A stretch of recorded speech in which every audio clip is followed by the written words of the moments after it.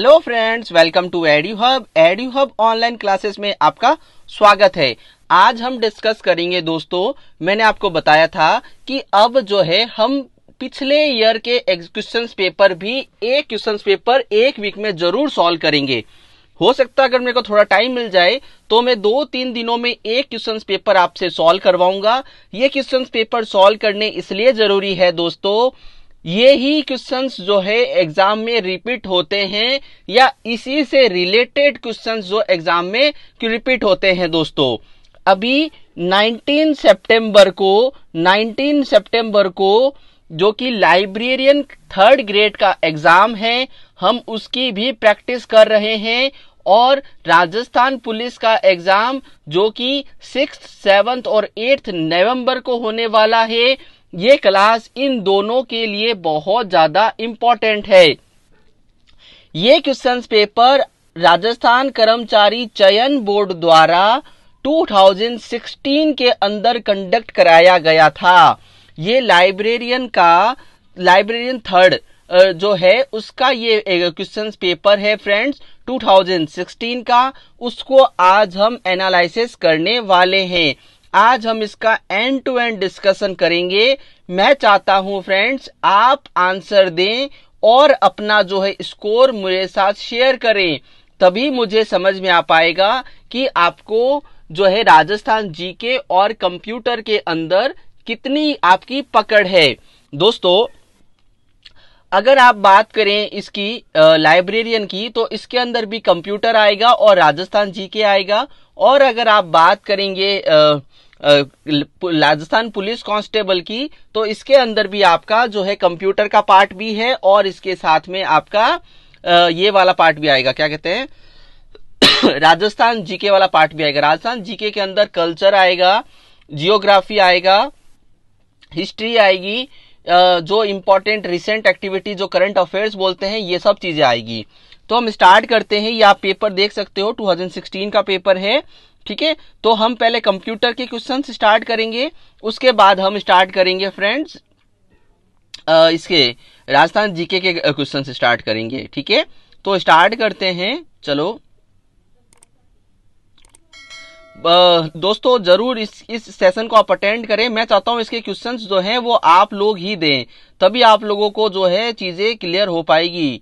गलत हो सही हो उससे फर्क नहीं पड़ता, लेकिन क्वेश्चंस को देने की कोशिश करो। ये एक तरह का आपका वो है मॉडल पेपर है। मॉडल पेपर तो क्या कहोगे दोस्तों, पिछले ईयर का एग्जाम पेपर है। अगर आप इसको सॉल्व कर सकते हो तो आप इस बार का एग्जाम भी क्रैक कर सकते हो बहुत इजीली, ठीक है। देखो तो हम स्टार्ट करते हैं 78 नंबर क्वेश्चन से। यहां से कंप्यूटर के क्वेश्चन स्टार्ट हो चुके हैं। किसी फाइल को कंप्यूटर से स्थायी रूप के लिए निम्न में से कौन सा विकल्प दबाना होगा। देखो ये क्वेश्चंस क्या है, ये क्वेश्चंस आपको कह रहा है कि कंप्यूटर में अगर आपके पास कोई कंप्यूटर है, लैपटॉप है, उसमें से आप किसी फाइल को परमानेंटली यानी कि स्थायी रूप से, परमानेंटली, ठीक है, स्थायी रूप से आप उसे अपने कंप्यूटर की डिवाइस या अपने कंप्यूटर की हार्ड ड्राइव से डिलीट करना चाहते हो, तो आपको क्या दबाना चाहिए। तो आपको शिफ्ट प्लस डिलीट की दबाना चाहिए। तो आपको शिफ्ट के साथ डिलीट की दबाना चाहिए, तब जाकर आपकी जो फाइल है वो आपके कंप्यूटर के हार्ड ड्राइव से डिलीट हो जाएगी, ठीक है। क्लियर है दोस्तों। देखो आपको इसका आंसर देना है। आप कोशिश करो जैसे ही मैं क्वेश्चंस पढ़ता हूं आप इसका आंसर दें। अगर आपसे नहीं हो पाता है तो मेरा आंसर सुनने की कोशिश करें, लेकिन आप प्रैक्टिस करोगे तो ही चीजें आपके लिए इजी हो पाएगी। नेक्स्ट क्वेश्चन देखो, हाल ही में नष्ट या डिलीट की गई फाइल कहां पे संग्रहित होती है। ये दोनों क्वेश्चन इंटरलिंक है और बहुत इजी लेवल है। तो आप देख रहे हो, अगर आप लाइब्रेरियन का एग्जाम देने जा रहे हैं तो आप ये क्वेश्चन पेपर जरूर अटेंड करें। आप देखो बहुत इजी क्वेश्चंस इसमें आते हैं फ्रेंड्स। देखो क्या कहा गया कि अगर कोई फाइल को आपने अभी डिलीट किया है अपने कंप्यूटर से, तो वो फाइल कहां जाती है। तो वो फाइल कहां जाती है दोस्तों, बताइए इसका आंसर। वो फाइल जाती है रिसाइकल बिन में। कहां पे? रिसाइकल बिन में। जब तक आप किसी फाइल को शिफ्ट और डिलीट नहीं करते हो, केवल डिलीट बटन दबाते हैं, तो वो फाइल जाता है आपका रिसाइकल बिन में। लेकिन अगर आप किसी फाइल को शिफ्ट और डिलीट बटन का प्रयोग करते हैं तो वो फाइल आपकी परमानेंटली डिलीट हो जाती है। ये दो क्वेश्चंस आपको समझ में आ गए? देखा आपने, बहुत इजी क्वेश्चन है। पहला क्वेश्चन क्या था? किसी फाइल को कंप्यूटर में स्थायी रूप से हटाने के लिए क्या करना होगा? आपको शिफ्ट और डिलीट की प्रेस करना पड़ेगा। और अगर हाल ही में डिलीट की गई फाइल कहां पे स्टोर होती है, केवल आपने डिलीट बटन दबाया है, तो वो फाइल आपकी रिसाइकल बिन में स्टोर होती है।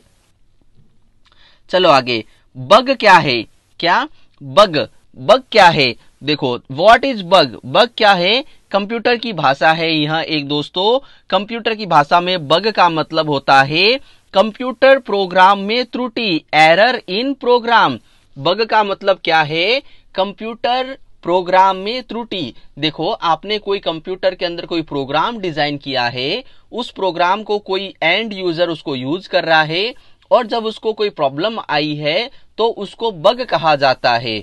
तो वो बग रिपोर्ट करता है डेवलपर को कि सर, मैं ये जो आपका प्रोग्राम है या जो सॉफ्टवेयर है, इसको मैं यूज कर रहा था, इसके अंदर ये बग आया, ये त्रुटि आई, तो उसे कंप्यूटर लैंग्वेज में बग कहते हैं।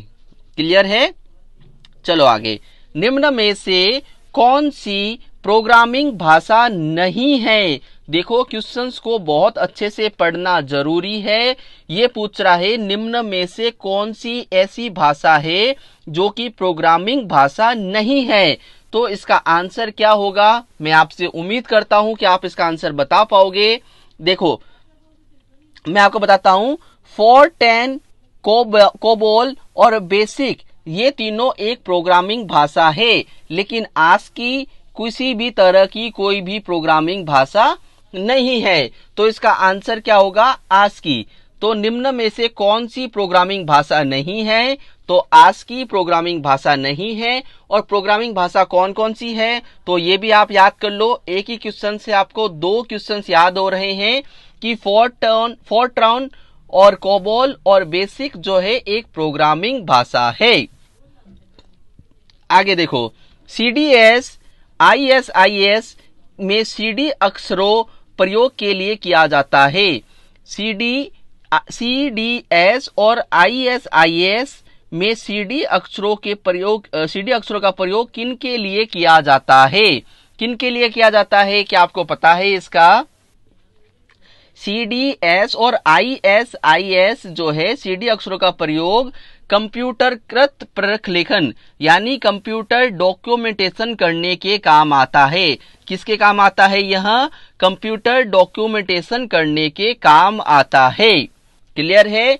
यानी कि जो कंप्यूटराइज्ड डॉक्यूमेंट, ये जो सीडीएस और आईएसआईएस जो है, कंप्यूटराइज्ड डॉक्यूमेंट को कंप्यूटराइज करने के यह काम आता है दोस्तों। क्लियर है? चलो आगे, निम्न में से कौन सा नेटवर्क प्रोटोकॉल नहीं है? कौन सा नेटवर्क प्रोटोकॉल नहीं है? ठीक है, तो इस चीज को भी देखो। आपने ये सुना होगा दोस्तों, एचटीटीपी, टीसीपी/आईपी और एसएमटीपी। ये सब तो क्या है? नेटवर्क प्रोटोकॉल है। लेकिन ये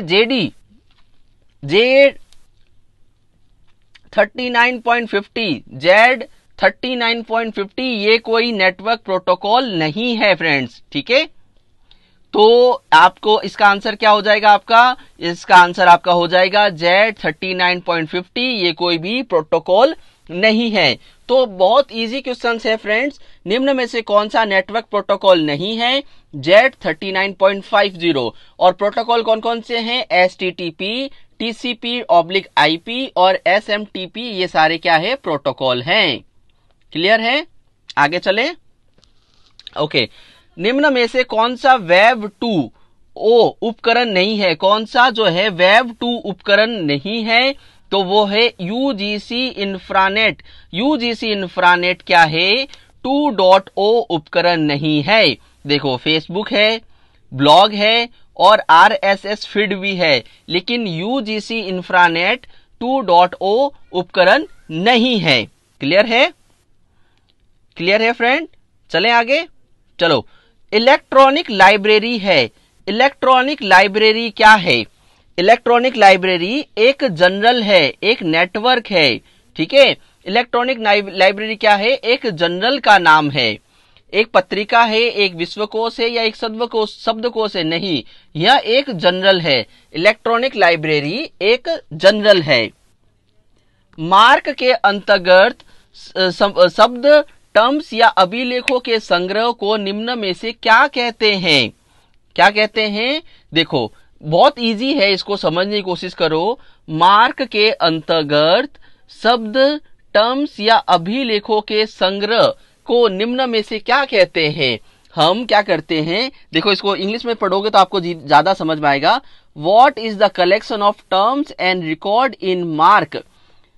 मार्क के अंतर्गत टर्म्स यानी कि टर्म्स और रिकॉर्ड अभिलेख होते हैं, उनको संग्रह करना क्या कहलाता है? डेटाबेस कहलाता है। हम क्या बोलते हैं? ये डेटाबेस। डेटाबेस के अंदर क्या होता है? रिकॉर्ड ही तो होते हैं, टर्म्स ही तो होते हैं, इन सबों का संग्रहित ही तो क्या कहलाता है? डेटाबेस कहलाता है। ठीक है, क्लियर है? वेबसाइट क्या होती है? जिसके बारे में हमें किसी चीज के बारे में हमें इंफॉर्मेशन मिलती है।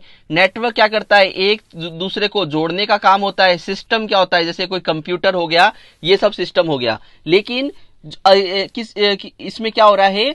Collection of terms of record in mark क्या बोलते हैं? उसको डेटाबेस बोलते हैं। क्लियर है? चलो आगे। नया फॉन्ट स्थापित करने के लिए, नया फॉन्ट स्थापित करने के लिए या इंस्टॉल करने के लिए आपको क्या करना पड़ता है? आपको अगर नया फॉन्ट इंस्टॉल करना है तो आप क्या करोगे? आप बताओ दोस्तों मेरे को इसका आंसर। बहुत इजी क्वेश्चंस हैं ये। तो देखो, इसके लिए आपको स्टार्ट में जाना पड़ेगा, फिर सेटिंग्स में जाना पड़ेगा, फिर कंट्रोल पैनल में फॉन्ट को सर्च करके नए फॉन्ट को इंस्टॉल करना पड़ेगा। ठीक है, स्टार्ट में जाओगे, सेटिंग्स में जाओगे, कंट्रोल पैनल में जाओगे, फिर फॉन्ट को सेलेक्ट करोगे और उस फॉन्ट को इंस्टॉल न्यू फॉन्ट करोगे तो आपका जो है न्यू फॉन्ट वो है इंस्टॉल हो जाएगा। नए फॉन्ट को इंस्टॉल करने के लिए स्टार्ट में जाओ, सेटिंग्स में जाओ, कंट्रोल पैनल में जाओ, फिर फॉन्ट्स में जाओ और इंस्टॉल न्यू फॉन्ट्स कर दोगे तो आप अपने कंप्यूटर में न्यू फॉन्ट्स को इंस्टॉल कर सकते हैं। क्लियर? निम्नलिखित में से किस सर्च इंजन का प्रयोग विश्व रूप में वैज्ञानिक जानकारियों से संबंध है? किस सर्च इंजन का जो प्रयोग है दोस्तों वैज्ञानिक जानकारियों के लिए किया जाता है? किस सर्च इंजन का? तो उसका आंसर है साइरस। साइरस जो सर्च इंजन है उसका क्या प्रयोग आता है? वैज्ञानिक जानकारियों के संबंध में उसका प्रयोग आता है। गूगल आपको पता ही है सबसे बड़ा सर्च इंजन है, इसमें आप कुछ भी सर्च कर सकते हो। याहू भी एक प्रकार का सर्च इंजन है।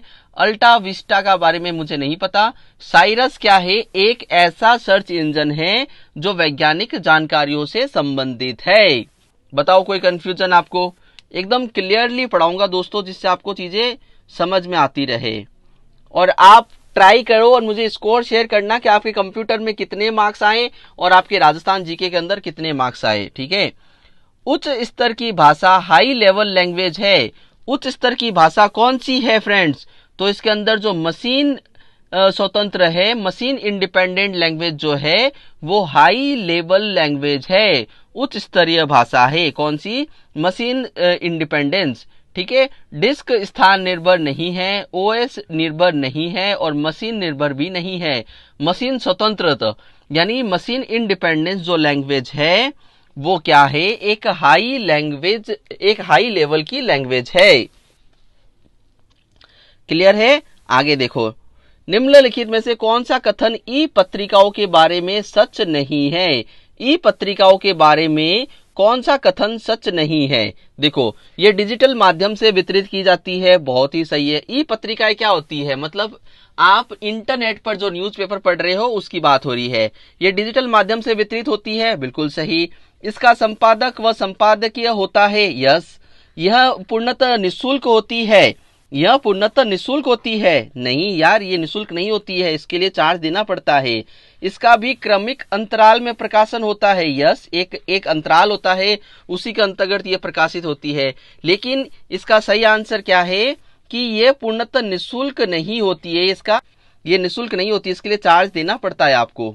जैसे आपने देखा है दोस्तों, भी जैसे आप भास्कर के बारे में देखो या पत्रिका के बारे में पढ़ो तो आपको ई पेपर मिल जाएगा, लेकिन आपको इसके लिए ऐप है, जो ऐप पे बाय करना पड़ेगा, ऐप एक्टिवेट करना पड़ेगा, उसके लिए आपसे चार्जेस लिया जाएगा। तो यह जो है निःशुल्क होती है क्या? नहीं, ये निःशुल्क नहीं होती है।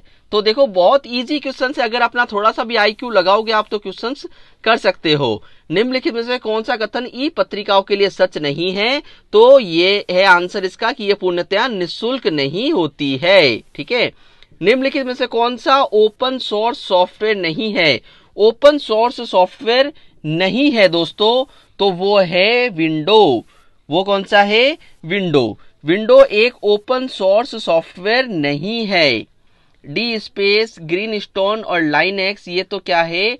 ओपन सोर्स सॉफ्टवेयर है, लेकिन विंडो एक ओपन सोर्स सॉफ्टवेयर नहीं है। ई प्रिंट क्या है? ई प्रिंट क्या होती है दोस्तों? एक रेप्यूटरी रिपोजिटरी, एक रिपोजिटरी सॉफ्टवेयर जो होती है उसे ई प्रिंट कहते हैं। क्या है ई प्रिंट? एक रिपोजिटरी सॉफ्टवेयर को रीप्रिंट कहते हैं। ठीक है। एक सूची, कैटलॉग को नहीं, एक पत्रिका को ई प्रिंट करना नहीं कहते, एक हार्डवेयर को नहीं, ये एक रिपोजिटरी सॉफ्टवेयर होता है, उसे ही ई प्रिंट्स कहते हैं। क्लियर है? चलो आगे। ई शोध सिंधु क्या है? ई शोध सिंधु क्या है दोस्तों? तो इसका आंसर है उच्च शिक्षा इलेक्ट्रॉनिक संसाधनों के लिए कंसोर्टियम। उच्च शिक्षा इलेक्ट्रॉनिक संसाधनों के लिए कंसोर्टियम जो है वो ई शोध सिंधु है। वो क्या है? ई शोध सिंधु है। ठीक है। आगे देखो, निम्न में से कौन सी सेवा सूचना और पुस्तकालय नेटवर्क से संबंधित नहीं है? तो ये कौन सी है फ्रेंड्स? ये है शोध यमुनोत्री। शोध यमुनोत्री, शोध यमुनोत्री जो है,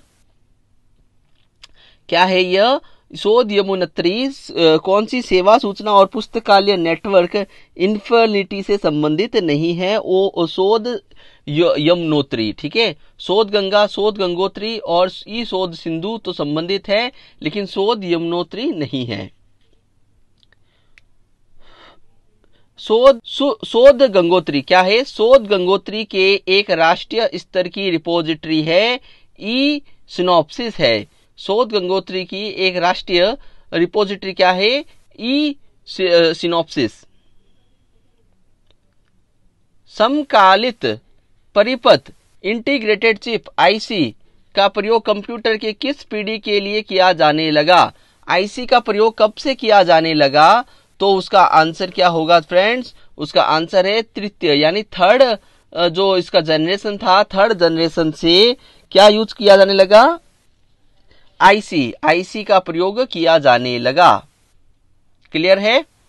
What are 3 type of basic language and computer programming? Computer programming में इस्तेमाल होने वाली 3 प्रकार की बुनियादी भाषाएं कौन सी है? कंप्यूटर प्रोग्राम में उपयोग होने वाली 3 प्रकार की बुनियादी भाषा कौन सी है फ्रेंड्स? आप बताओ, आंसर बताओ दोस्तों मुझे कि ये बुनियादी भाषा कौन सी है? मशीन असेंबली तथा high level language. Computer programming में इस्तेमाल की जाने वाली, प्रोग्रामिंग के लिए इस्तेमाल की जाने वाली जो ये हाई लेवल बुनियादी भाषाएं कौन सी है? मशीन है, असेंबली है तथा हाई लेवल लैंग्वेज है। ठीक है। तो ये है फ्रेंड्स इसका आंसर। क्लियर है? मशीन असेंबली तथा high code challenges, machine assembly तथा हाई लेवल लैंग्वेज। क्लियर? आगे देखो, निम्न में से किंडल कंपनी का उत्पाद है? बताओ दोस्तों, ये अमेज़न का है। निम्न में से जो किंडल है या ई बुक रीडिंग डिवाइस है, कंपनी का उत्पाद है, ये अमेज़न का उत्पाद है दोस्तों। किसका है? अमेज़न का। विच format is not used for E book reader? कौन सा प्रारूप ई बुक रीडर द्वारा प्रयुक्त नहीं किया जाता? तो इसका आंसर हो जाएगा दोस्तों VRF। VRF जो है रीडर, ई बुक रीडर द्वारा प्रयुक्त नहीं किया जाता। क्लियर है? कोई कंफ्यूजन है तो आप बता सकते हो मेरे को। VRF आएगा इसका आंसर। आगे देखो, निम्न में से MS DOS बूट डिस्क के लिए आवश्यक फाइल क्या है? MS DOS बूट जब करती है तो उसके लिए आवश्यक फाइल क्या है? उसके लिए आवश्यक फाइल है command.com। उसके लिए क्या है? command.com जो है उसकी आवश्यक फाइल है, कमांड। ठीक है, ओके। तो ये कंप्लीट हो गए हैं फ्रेंड्स कंप्यूटर के। एक बार हम इसका रिव्यू कर लेते हैं। पहला क्वेश्चन क्या था फ्रेंड्स? हमने देखा था कि सी फाइल को कंप्यूटर से स्थायी रूप से हटाने के लिए कौन सा विकल्प दबाना होगा स्थायी रूप से, परमानेंटली? तो होगा शिफ्ट प्लस डिलीट की को अगर आप दबाओगे तो आपकी फाइल परमानेंटली डिलीट हो जाएगी। क्लियर है? दूसरा, हाल ही में नष्ट की गई फाइल कहाँ संग्रहित होती है? अपने अभी हाल ही में कोई फाइल को डिलीट किया है तो वो फाइल जो है वो रिसाइकल बिन के अंदर सुरक्षित होती है। ठीक है, अब देखो बग क्या है। अब आप सुनो इसको, बग क्या है? बग एक कंप्यूटर प्रोग्राम की त्रुटि है। कंप्यूटर प्रोग्राम में कोई एरर आती है तो उसको हम क्या कहते हैं? बग कहते हैं। निम्न में से कौन सी प्रोग्रामिंग भाषा नहीं है? तो फोर्टेन, कोबेल और बेसिक जो है एक कंप्यूटर भाषा है, लेकिन आशिकी एक कंप्यूटर लैंग्वेज नहीं है। CDS और ISIS में CD अक्षरों का प्रयोग किन के लिए किया जाता है? कंप्यूटराइज्ड डॉक्यूमेंट के लिए किया जाता है। डॉक्यूमेंट को कंप्यूटराइज्ड करने के लिए CDS और ISIS में CD अक्षरों का प्रयोग किया जाता है। कौन सा नेटवर्क प्रोटोकॉल नहीं है? तो HTTP है, TCP और IP भी है, SMTP भी है, लेकिन Z जो है 39.50 ये नहीं है, ये नेटवर्क प्रोटोकॉल नहीं है। निम्न में से कौन सा वेब 2.0 उपकरण नहीं है? तो इसका आंसर हो जाएगा UGC इंट्रानेट। UGC इंफ्रानेट जो है ये क्या है? किसी कौन सा वेब, ये वेब 2.0 का उपकरण नहीं है, जबकि फेसबुक, ब्लॉग और RSS फीड जो है वेब 2.0 का उपकरण है। क्लियर है? आगे देखो, इलेक्ट्रॉनिक लाइब्रेरी है। इलेक्ट्रॉनिक लाइब्रेरी क्या है? एक जनरल है। क्या है? एक जनरल है इलेक्ट्रॉनिक लाइब्रेरी। क्लियर है? देखो दोस्तों, अगर आपको गलत हुआ होगा पहली बार में तो कोई बात नहीं, इस बार आपको चीजें याद हो जाएगी अपने आप ही, है ना? उसको भी आप फॉलो करें। मार्क के अंतर्गत शब्दों, टर्म्स या अभिलेखों, देखो इसको इंग्लिश में पढ़ो, collection of terms and record को क्या कहते हैं? डेटाबेस कहते हैं। डेटाबेस के अंदर रिकॉर्ड को सिस्टमैटिक वे में रखा जाता है। नया फॉन्ट स्थापित करने के लिए क्या करना जरूरी है? तो स्टार्ट पे जाओगे, फिर सेटिंग्स पे, फिर कंट्रोल पैनल में, उसके बाद जो है उसके बाद फॉन्ट में जाकर नया जो फॉन्ट है उसको स्थापित कर लेंगे। क्लियर है? उसको इंस्टॉल कर लेंगे। तो नया फॉन्ट इंस्टॉल करने के लिए क्या करना पड़ता है? स्टार्ट में क्लिक करो, सेटिंग्स में जाओ, कंट्रोल पैनल में जाओ, फॉन्ट में जाओ और नया फॉन्ट जो है वो स्थापित कर लीजिए। आगे देखो, बहुत इंपॉर्टेंट है, निम्नलिखित सर्च इंजन का प्रयोग विशेष रूप से वैज्ञानिक जानकारियों से संबंधित है। साइरिस जो सर्च इंजन है उसमें वैज्ञानिक जानकारियां जो होती है उससे संबंधित है वो। ठीक है, आगे देखो, उच्च स्तर की भाषा हाई लेवल लैंग्वेज कौन सी है? हाई लेवल लैंग्वेज कौन सी है दोस्तों? तो जो हाई लेवल लैंग्वेज है वो मशीन इंडिपेंडेंट लैंग्वेज को ही हाई लेवल लैंग्वेज कहा जाता है। कौन सी? Machine independent language. आगे देखो, वे डिजिटल माध्यम से निम्नलिखित में से कौन सा कथन ई पत्रिकाओं के बारे में सच नहीं है? ये डिजिटल माध्यम से वितरित की जाती है, बिल्कुल सत्य है। इनका भी संपादन या संपादक होता है, बिल्कुल सत्य है। इसका फोर्थ नंबर क्या है? इसका भी क्या है? क्रमिक अंतराल में प्रकाशन होता है, ये भी बिल्कुल सही है। लेकिन यह पूर्णतः निःशुल्क है क्या? ये नहीं, ये बिल्कुल भी निःशुल्क नहीं है दोस्तों। क्लियर हो गया? चलो आगे। नेम ऑफ द निम्न कौन सा ओपन सोर्स सॉफ्टवेयर नहीं है? कौन सा एक ऐसा सॉफ्टवेयर है जो ओपन सोर्स सॉफ्टवेयर नहीं है? तो विंडो जो है एक ओपन सोर्स सॉफ्टवेयर नहीं है। ई प्रिंट क्या है? ई प्रिंट एक रिपोजिटरी सॉफ्टवेयर है। ई प्रिंट एक रिपोजिटरी सॉफ्टवेयर है। ई शोध सिंधु क्या है? ई शोध सिंधु क्या है दोस्तों? ई शोध सिंधु, तो ई शोध सिंधु है उच्च शिक्षा तकनीक संसाधनों के लिए जो रिसोर्सेस है। ठीक है, उच्च शिक्षा इलेक्ट्रॉनिक संसाधनों के लिए रिसोर्सेस है। क्लियर है? चलो आगे। निम्न में से कौन सी सेवा सूचना और पुस्तकालय नेटवर्क इन्फिलनेट से संबंधित नहीं है? ये भी देखो संबंधित है नहीं, ये संबंधित नहीं है। तो इसका आंसर हो जाएगा शोध यमुनोनेत्री। शोध यमुनोनेत्री। ठीक है, आगे देखो। शोध गंगोत्री के शोध गायत्री में एक राष्ट्रीय स्तर की रिपोजिटरी ई सिनॉप्सिस। ठीक है फ्रेंड, तो ये थे कंप्यूटर के क्वेश्चंस। अब हम जो है नेक्स्ट क्लास के अंदर हम राजस्थान जीके के क्वेश्चंस के ऊपर डिस्कस करेंगे।